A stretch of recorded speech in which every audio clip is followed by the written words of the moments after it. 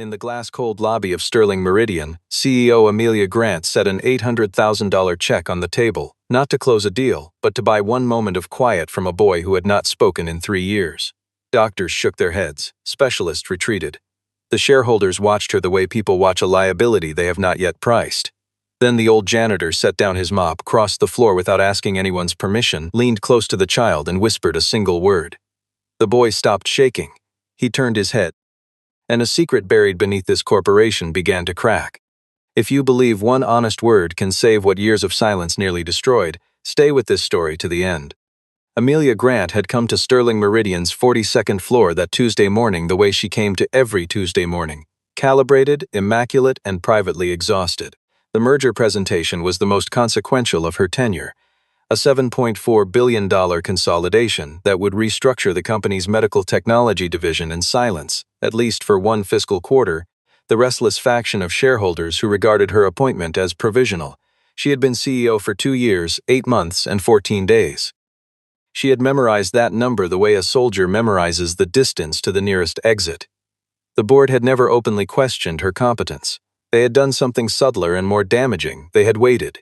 Sterling Meridian's previous chief executive, her late husband Mason, had died in a highway collision 37 months ago, under circumstances the insurance report called accidental, and the people who had loved him most had never entirely accepted. Amelia had inherited the company and its grief simultaneously, and the board had allowed her to carry both, without ever offering to relieve her of either. Carter Blake had been the most patient of all of them. That morning's schedule had included a 9 o'clock therapy session for Logan, conducted off-site at the facility on East 68th Street. The session had been moved at the last minute when the therapist office flooded from a burst pipe in the building above, and the family assistant, a conscientious young woman named Dara, had brought the boy to the tower instead, intending only to wait in the lobby until Amelia could arrange an alternative. Logan was 8 years old, and he had not spoken a word since the week his father died. Not in sessions with Catherine Monroe, the speech-language pathologist who had treated him weekly for 2.5 years. Not to Amelia in the car, or at the breakfast table, or in those 3 in the morning moments when he sometimes walked into her room and stood at the edge of her bed, as though standing beside her in the dark was the closest thing to speech he could manage. He communicated through stillness and posture and the particular angle of his head, and Amelia had learned to read him the way a musician learns to hear the rests between the notes. She had not, however, been able to teach anyone else to do the same. The presentation was 11 minutes underway when the audio system in the boardroom misfired, a sharp electronic percussion that burst from the ceiling speakers without preamble. In the lobby below, where Dara had been quietly reading on a bench, Logan's reaction was instantaneous. He pressed his hands to his ears and rose from the bench in a single taut motion, and Dara, who was good at her job but not trained for this, reached for his arm at precisely the wrong moment. The small, strangled sound that escaped him was not loud. It carried, nonetheless, through the glass partition into the boardroom, and it reached Amelia the way certain sounds always reached her. Not through the ears, but somewhere lower, somewhere animal. She was mid-sentence at the presentation podium when she heard it. She set down the clicker, walked off the stage, and did not look back. Carter Blake did not raise his voice. He simply observed to the room that the company could not afford leadership guided by domestic emergencies. He said it the way a man says something he has rehearsed for a long time, with the careful restraint of someone who wants the sentiment to appear spontaneous. The boardroom went quiet in the way rooms go quiet when something that has been suspected for a long time is finally said aloud.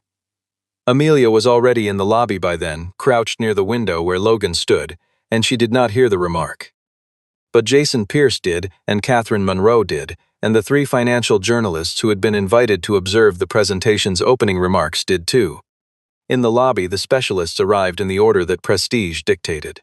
First, a physician who spoke to Logan in the measured tones of a man accustomed to authority, and whom Logan regarded with the expressionless patience of a child who had learned that authority was simply noise at a different frequency. Then a behavioral consultant who had worked, according to her introduction, with the children of 4 Fortune 500 executives, and who attempted a grounding exercise that Logan endured for 90 seconds before turning his face toward the window again. The head of Sterling Meridian's corporate security made one attempt and retreated almost immediately. None of them failed from lack of expertise. They failed because they were trying to solve the boy, and the boy was not a problem to be solved. Amelia knew this. She had written it in her private journal 17 months ago and had still not found a way to explain it to anyone who held a credential.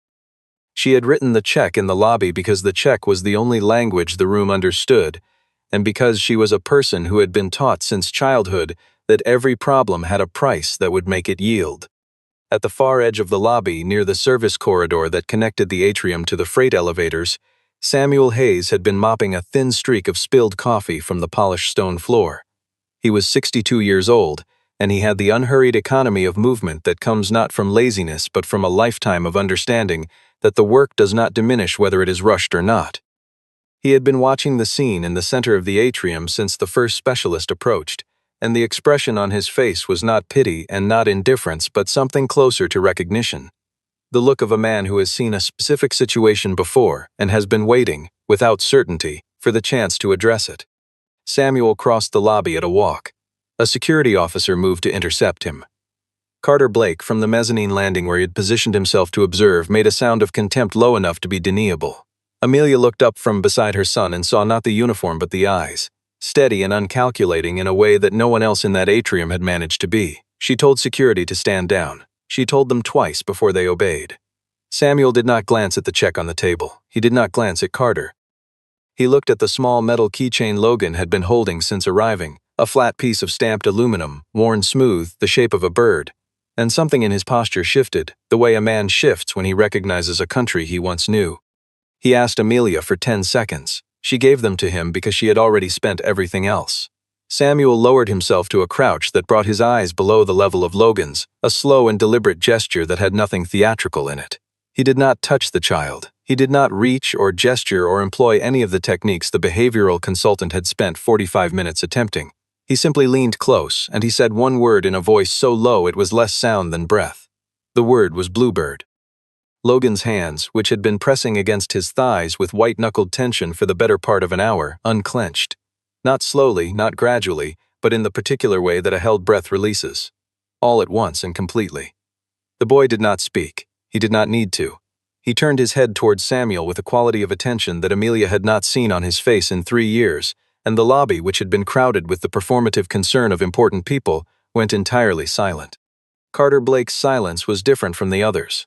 His was the silence of a man rapidly reassembling a calculation. He said loudly enough for the room to hear that this was either a remarkable coincidence or something had been arranged. He said the old man's background would need to be checked. He said it in the tone of a person who already knows the answer will be inconvenient and is preemptively building the argument to discredit it. Samuel rose without hurry and turned back toward the service corridor, and Amelia followed him into the narrow hallway before anyone could redirect her. She asked him how he had known that word. Samuel was quiet for a moment. He said he wanted her to understand that the money on the table would not purchase what her son needed. He said it without unkindness, in the tone of someone delivering information rather than judgment. He asked whether she knew who had given her son that name. Amelia said she did not. Samuel looked at her with the patience of someone who has been waiting 3 years to say the next sentence properly, and said that in that case she had not yet learned where the story actually began. Behind them, back in the atrium, Carter had already sent a message to Jason Pierce. Jason Pierce would read it at his desk on the 39th floor, and he would read it again, and he would sit for a long time afterward staring at nothing. The message read, "Remove Samuel Hayes from the personnel system before midnight." Amelia returned to her office on the 41st floor and sat in the high-backed chair that had been Mason's before it was hers, and for a long moment she did not move. The view from that window encompassed the lower half of Manhattan, a geography she had learned so thoroughly it had stopped registering as beautiful and become instead a kind of wallpaper, the permanent background of a life conducted indoors. She pulled up the personnel records and sent a request to Jason Pierce's office for everything the company had on Samuel Hayes. Jason's reply came 20 minutes later, careful and slightly too casual. The man was contract staff through an external cleaning vendor, not a direct employee, and his file would be with the agency rather than in-house. Amelia read the message twice. She had been in corporate structures long enough to understand the difference between information that did not exist and information that had been made difficult to find. She called Catherine Monroe from the internal line.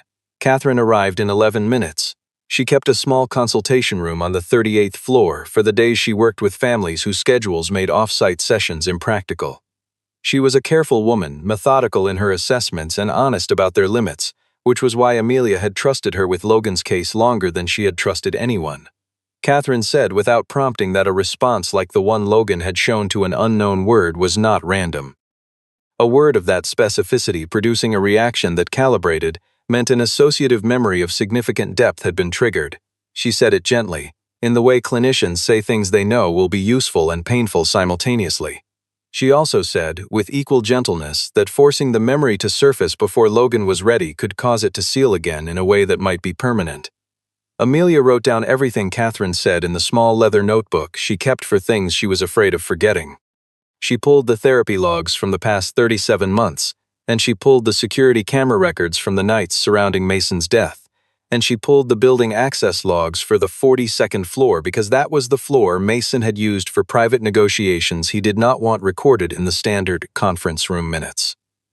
The camera footage from the 42nd floor showed an 11-minute gap beginning at 10:47 in the evening on the night Mason died.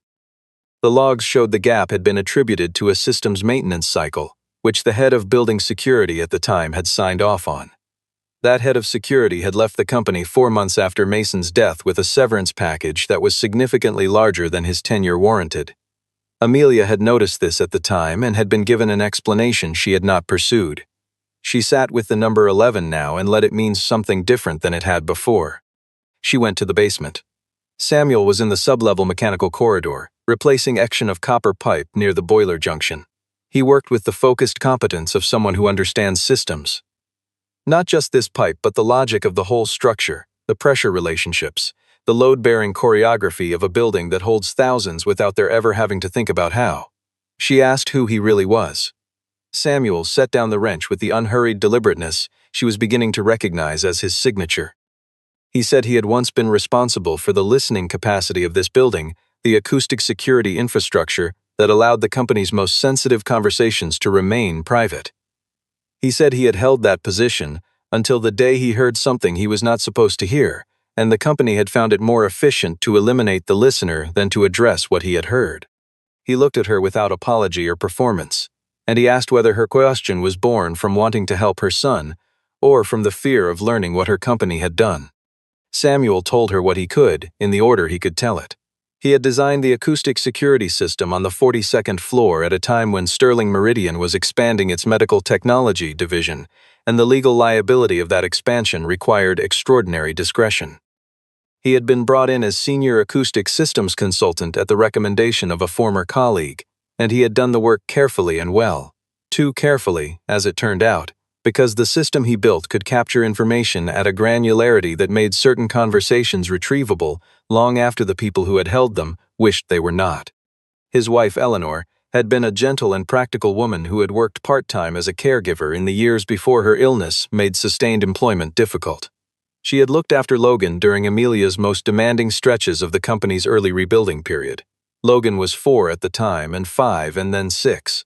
And she had loved him with the uncomplicated warmth of a person who does not require a child to be anything other than what he is. She had given him the name Bluebird in the 2nd year of her time with the family, because the boy had developed a habit of rising before anyone else in the apartment and standing at the east-facing window in the pale hour before dawn, perfectly still and apparently content to listen to the sounds that came from the park below, including, on certain mornings, a particular song from a bird she could not identify, but which Logan seemed to wait for with quiet anticipation. She had told Samuel about this with the tenderness of a detail that deserves to be remembered.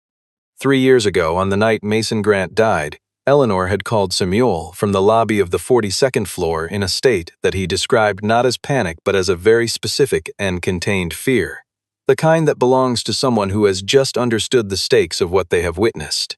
She told him that she had been waiting for Logan while Mason used the private conference room for what he had told the family was a late administrative call, and that through the closed door she had heard enough to understand it was not administrative at all. She had heard Mason argue with Carter Blake about a product liability study that the company's medical division had suppressed. The study concerned a series of wireless monitoring devices that had been approved for pediatric cardiac care and that had shown, in internal testing, a failure rate under certain electromagnetic conditions that no one outside the company's senior technical staff had been made aware of. Mason, according to Eleanor's account, had discovered the study through a document that should have been routed for destruction and had not been. He intended to take the information to the federal oversight body. Carter had told him, in a voice Eleanor described as absolutely controlled, that if he did so, the company would lose the merger, the division would collapse, and Amelia's position would be among the first casualties of the fallout. Eleanor had taken Logan from the corridor the moment she understood the conversation had become something a child should not be near. She had used the word Bluebird to redirect him, his name, the one that meant safety, and she had moved quickly. She could not know whether Logan had heard any of it through the walls of the corridor. She could not know what, if anything, had registered in the mind of a 6-year-old boy who was already perceptive beyond the ordinary range. What she knew was that 2 nights later Mason Grant was dead, and within a week Logan had stopped speaking entirely. Eleanor died of cardiac failure 8 months later, at a point when her illness had been progressing for some time. But before she went, she gave Samuel a small box with a mechanical key, a compact audio recorder, a photograph, and a handwritten note with 3 words: "Ask the wall." Samuel had reported the conversation to the company's compliance office, and the company had responded by accusing him of tampering with the acoustic security system he had himself designed. His credentials were voided. His contract was terminated. His health insurance, which had been covering Eleanor's treatment, ended with the contract. Amelia did not speak for a long time after Samuel finished.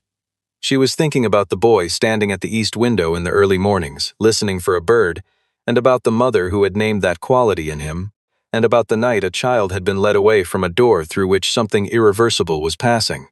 She was thinking about 3 years of therapy logs that described Logan's silence as trauma-adjacent but etiologically unclear, which was the clinical way of saying that the thing that had broken his voice was something no one had been able to name. She was thinking about the 11-minute gap in the camera record and about a word that had, in less than 10 seconds, unmade 3 years of locked stillness. She took the piece of paper Samuel offered. The handwriting on it was Eleanor's, rounded and careful, the hand of a person who took legibility seriously. "Ask the wall." She folded it with the deliberateness of someone handling an artifact, and she put it in the pocket closest to her chest, and she said nothing more in the corridor. Carter Blake called the emergency session on a Wednesday. He had been preparing its architecture for longer than he admitted: the board notification, the financial metrics, the curated witness accounts from the Atrium incident. He had arranged for a brief item in a financial trade publication noting that Sterling Meridian's CEO had offered a 6-figure sum in response to a personal family crisis during an investor presentation. The item was short, factual, and contained nothing explicitly critical, which made it more effective than criticism would have been. The stock moved 3% before markets closed. At the session, Carter did not accuse.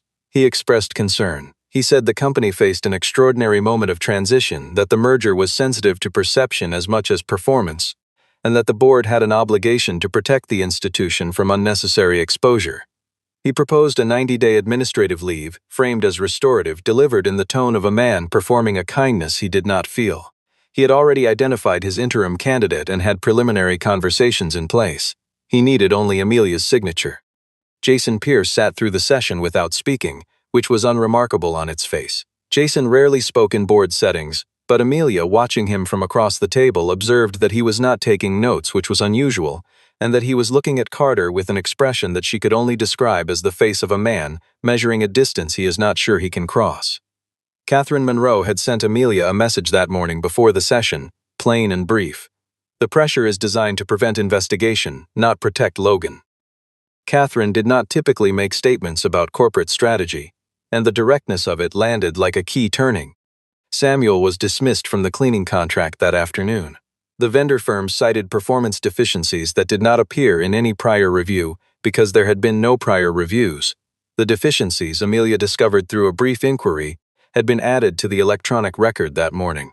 She requested the physical access log for the 42nd floor as a standard audit action, and the request was routed to Carter's office rather than to facilities management, which it should not have been.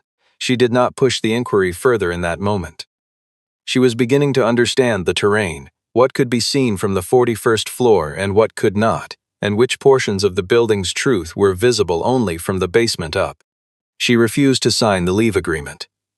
She did this in the late afternoon, after everyone who needed to know had gone home and she was alone in the 41st floor office with the city going dark outside the windows. She had sat for an hour in the knowledge that the refusal would cost her something, and she had decided she was more afraid of what compliance would cost than of what resistance would. She contacted Samuel through the only channel still open, a telephone number connected to a handset registered to a relative, and she asked to meet somewhere that was not owned by the company and not visible to the people inside it.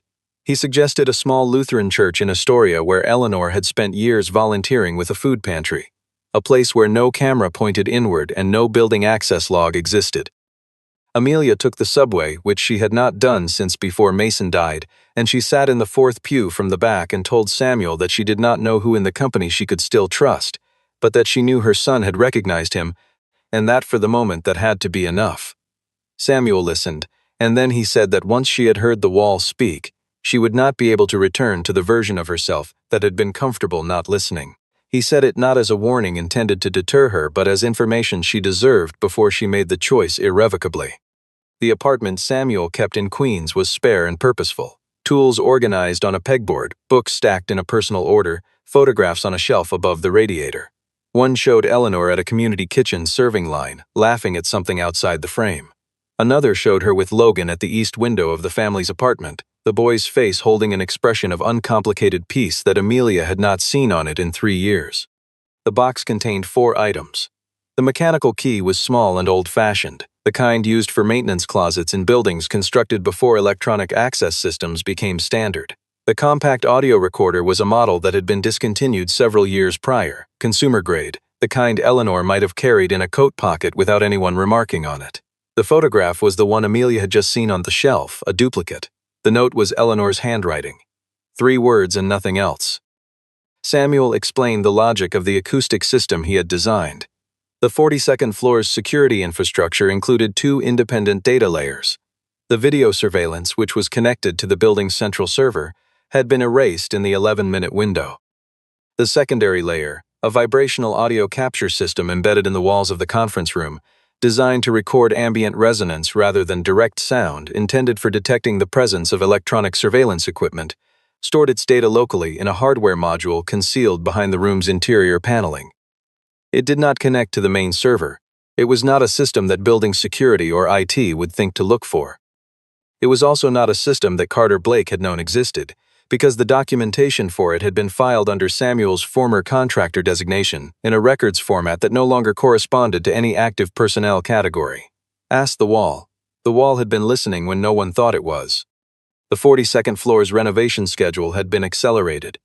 Jason Pierce confirmed this when he called Amelia at 11 that night from a number she did not recognize, speaking quickly and with the compressed precision of a person who has been rehearsing a decision and then decided to stop rehearsing.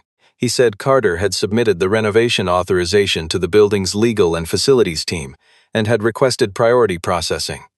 The demolition of the conference room's existing walls was scheduled within 48 hours.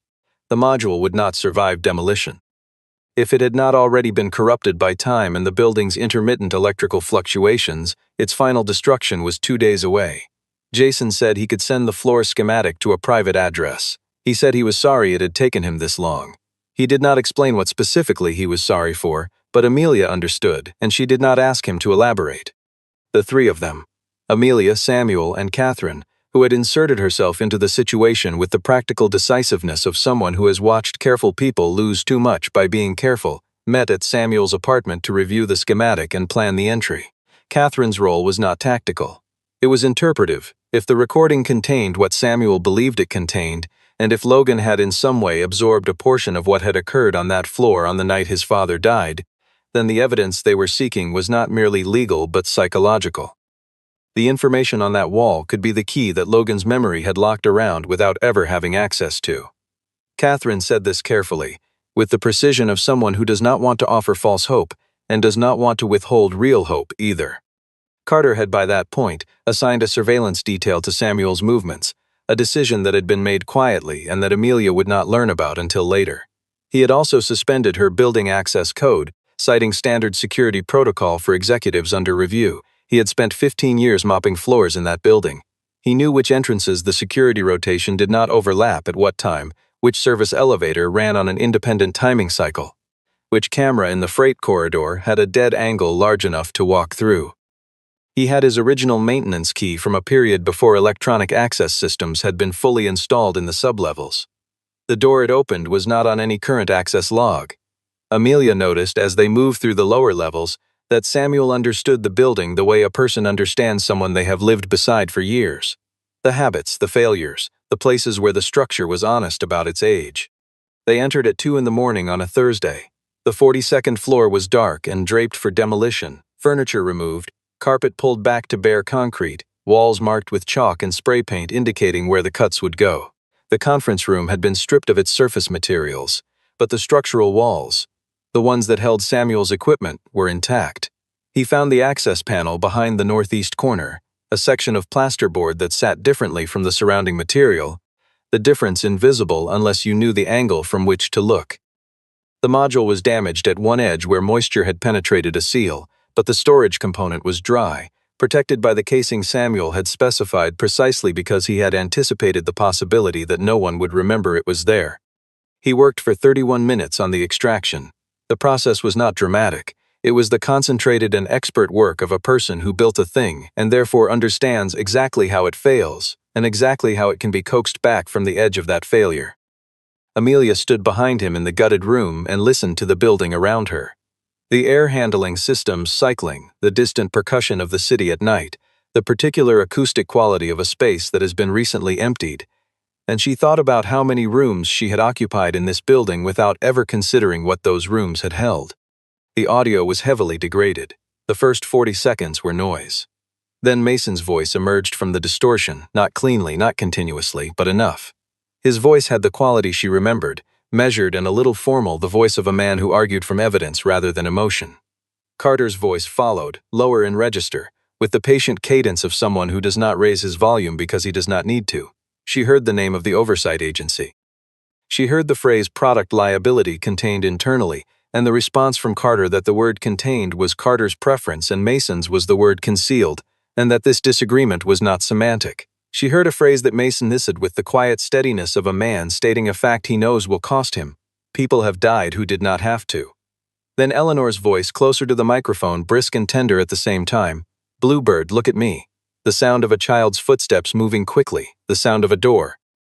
Then Carter's voice, dropping below the range that the microphone could capture clearly, saying something to a third person whose footsteps Amelia had not heard arrive, and from that low register she extracted 4 words that arrived in her chest the way a physical impact arrives. Make sure Mason doesn't. She did not finish the sentence for him, she did not need to. She became aware that she was sitting on the concrete floor of the stripped conference room, and that Samuel had paused the playback, and that neither of them had spoken for some time.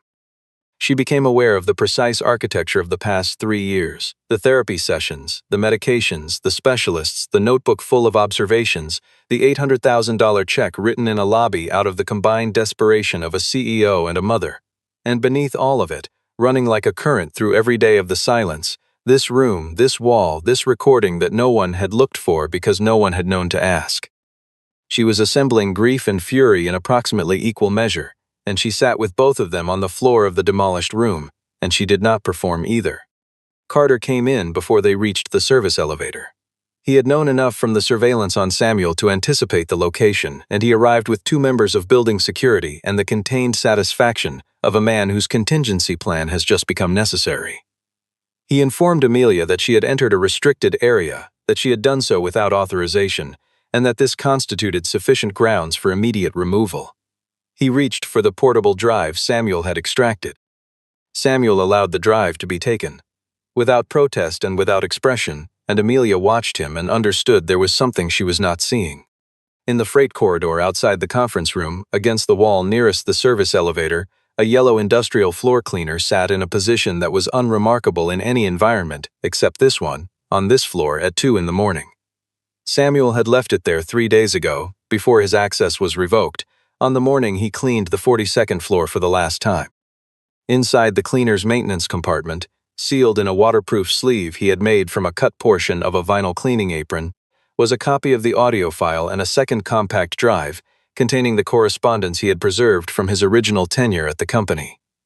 He had transferred these materials the previous afternoon through a young man named Connor, a temporary cleaning staff member who had been with the vendor firm for 4 months, who regarded Samuel with the quiet respect that certain younger people extend to those who have not let hard circumstances make them careless. Connor had moved the machine to the service corridor as instructed, and he had asked no questions, which Samuel had told him in advance would be the most important part. The machine was collected from the corridor the following morning by a courier whose destination was the Astoria Church, and it arrived there before Samuel was released from the building security holding room where he had been detained pending a formal trespassing complaint. His release was secured by the end of business, when the attorney Amelia retained for this purpose appeared with the documentation that made continued detention legally complicated. Samuel sat in the anteroom of the attorney's office and held the small photograph of Eleanor from the box, and he looked at it with the composed attention of a man who has done what was asked of him and is now waiting to see whether the world will do its part. Jason Pierce delivered the emails that same evening. He had held them in a personal cloud account for 19 months. The emails documented Carter's specific instruction to the head of building security on the night of Mason's death, directing him to delete a defined window from the camera archive. They documented a subsequent communication to the company's insurance liaison suggesting the traffic incident be characterized in a particular way, and a payment through an intermediate vendor account to an individual whose connection to the incident appeared in no other company record.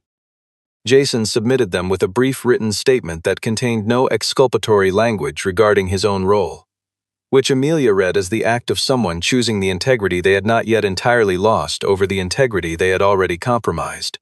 Amelia did not waver in the week that followed. She had learned in the 2 years of managing a company that had not wanted to be managed by her that the difference between authority and power was that authority could be assigned and power could only be demonstrated. Carter had spent 37 months convincing the board that she governed by assignment, that her position was circumstantial, inherited, provisional. She had, in that time, made the mistake of trying to disprove this by performing competence rather than enacting it. The week before the shareholder meeting, she stopped performing. She called the meeting herself, framed it as a disclosure session, and structured the announcement so that Carter would need to attend without knowing precisely what was being disclosed until she was already at the podium. The shareholder meeting convened in the same lobby where the check had been written 12 days earlier. The space had been restored to its standard corporate configuration, and it held a tension that was different from the morning of the incident. Not the taut electricity of a crisis, but the heavier, deliberate pressure of a reckoning that has been prepared. Carter occupied his customary position near the rear left of the room, a location that allowed him to observe the proceedings with the comfortable detachment of someone who considers himself the room's true author. He had his prepared statement on a tablet. He had spoken to 3 board members that morning and believed he had their support. He believed, in the way that people who have been strategically successful for a long time sometimes believe, that he understood how the morning would proceed. Amelia spoke without notes. She spoke about the medical technology division and about the product study, and she spoke about Mason, and she spoke without the careful neutrality that corporate communications departments call appropriate tone. She said that a man had wanted to ensure that families with sick children would be told the truth about a device that had been placed in those children's bodies, and that this desire had been treated as a liability. She said that Sterling Meridian had survived the years since Mason's death by not asking certain questions, and that she had participated in this by accepting certain answers, and that she was ending her participation as of this morning. Carter stood when she reached the 2nd minute of the recording, but Jason was at the audio control panel and the sound did not stop. The lobby heard Mason's voice and Carter's voice and Eleanor saying Bluebird, and then the 4 words that had the weight of the thing they described. There was a silence in the room that was not empty but full. The silence of people processing a fact that requires the revision of previously held conclusions. Carter said the recording had been manipulated, which he said in the tone of someone who knows the claim will not be believed but cannot yet see the alternative. Jason stepped forward then, and he laid the emails on the table in front of the board's legal representative, and he said nothing because nothing needed to be said. Amelia asked Samuel to stand. She did not introduce him as a former employee or a witness. She said simply that this was the person who had maintained the truth of this building for 3 years without a salary, a credential, or an acknowledgement, and that the room had some accounting to do for what his attempt to serve the truth had cost him. Samuel stood in the plain gray of the clothes he wore to clean floors, and he said in a few sentences what Eleanor had believed, that she died still holding the conviction that what had been taken from a child could eventually be returned, and that the return would not come from the child but from the adults who finally decided that the silence had cost enough. From the consultation room behind the lobby's east partition, where Catherine had been waiting with Logan during the proceedings, she sent Amelia a message at the moment the room's noise reached its highest pitch. The message said, "He said it." One word. On his own. Amelia read the message at the podium and kept her face composed in the way that she had learned over years of public exposure, which meant that the people near the front saw something shift in her expression that they would describe differently afterward, depending on what they had been expecting to see. She did not leave the podium, she completed what she had come there to do. Logan's moment was his, the room's moment was not his to carry. Carter was escorted from the premises after a board member placed a call to the federal oversight agency that Mason had planned to contact 37 months before. Carter said to Amelia, as he was leaving, that she had destroyed the company. She told him the company had been intact. What he had destroyed was a person and, in consequence, a child's voice, and those were not line items that appeared on a balance sheet, which was the reason he had been able to treat them as negligible. The months that followed had the quality of reconstruction rather than resolution, a slower, less photogenic process than the events that had precipitated it, and for that reason closer to the truth of how things actually change. Sterling Meridian's medical technology division suspended the flagged product line within the first week and initiated disclosure with the relevant federal body. A class of patients and families who had been living with an unexplained elevated risk were contacted.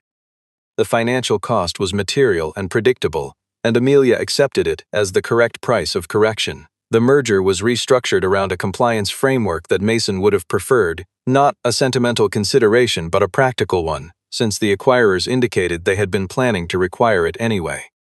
Amelia established the Eleanor Hayes Foundation in the autumn of the same year. The foundation supported two specific populations: employees who reported internal wrongdoing and faced professional retaliation, and families of children who had experienced psychological trauma with language loss as a symptom. The initial endowment was drawn from a portion of the settlement that Carter's legal proceedings returned to the company. The foundation was administered by a board that included Catherine Monroe as a founding member and a representative from the Building Services Workers Union. The latter inclusion being Amelia's deliberate answer to a question no one had asked her directly, but that the preceding year had made unavoidable. Samuel declined the $800,000 offered in the lobby. He accepted a formal settlement from the company for the destruction of his professional standing. He used it to establish a technical training center in Sunnyside that offered acoustic engineering and building systems instruction to workers over 50 who had been displaced from skilled trades. The center operated on a sliding scale model and had, within 6 months, a waiting list that Amelia found impossible to look at without a specific, uncomplicated pride.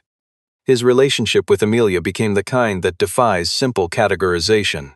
Not professional, not familial, but built on the fact that he had carried something precious through years of institutional indifference and handed it back without requiring gratitude. She called him on Sundays, and he answered in the straightforward way of someone who does not need the call to be more than it is.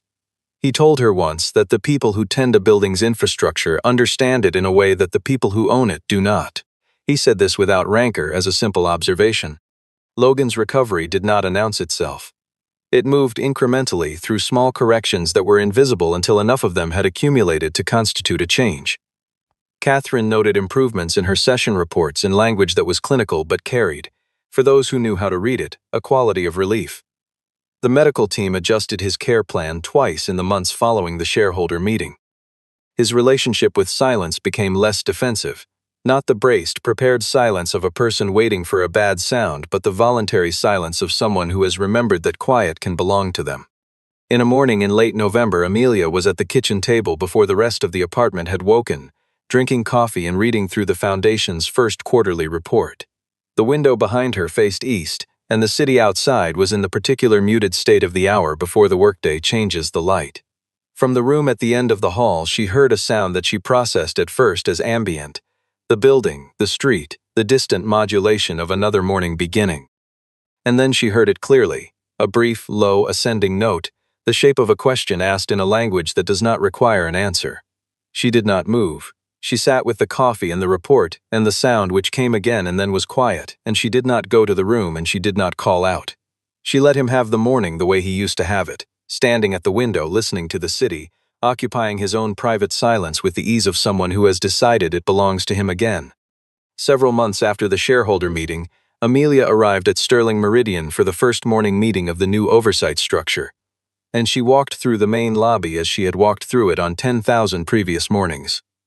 The space looked exactly as it had always looked, polished and tall and somewhat indifferent to the people it held, except for a small plaque that had been installed near the east entrance, low on the wall at a height that was easy to overlook. The plaque carried two names, Eleanor Hayes and Samuel Hayes, and beneath them a line that read in plain sans serif. For those who held the truth, this building preferred not to hear. Samuel was in the lobby when she arrived, which was unusual because he no longer worked there. He was crouched near a small puddle of water that had tracked in from the revolving door, wiping it from the floor with a cloth he had produced from his coat pocket. She asked him why he still did that. He stood slowly, replaced the cloth, and looked at her with the patience she had come to think of as his most fundamental quality. He said that a person who had spent the better part of their working life taking care of a thing did not stop knowing how to take care of it simply because the employment arrangement had changed. He said that some mornings you needed to remember who you were before the titles arrived, because the titles were not the part of you that had kept you honest. Amelia looked up through the lobby's glass ceiling at the December sky, pale, undifferentiated, the gray of a city morning before the sun has committed. She heard the doors cycling, the footsteps of the people arriving, the building beginning another day. She had spent years in this building managing its silences, defending against them, filling them with the correct language at the correct volume. She understood now that silence was not a void but a condition. It became dangerous when powerful people used it as cover, and it became habitable when a person had been given enough safety to occupy it on their own terms. A child who had stood at a window listening for a bird had always known this. It had taken the rest of them considerably longer to learn it.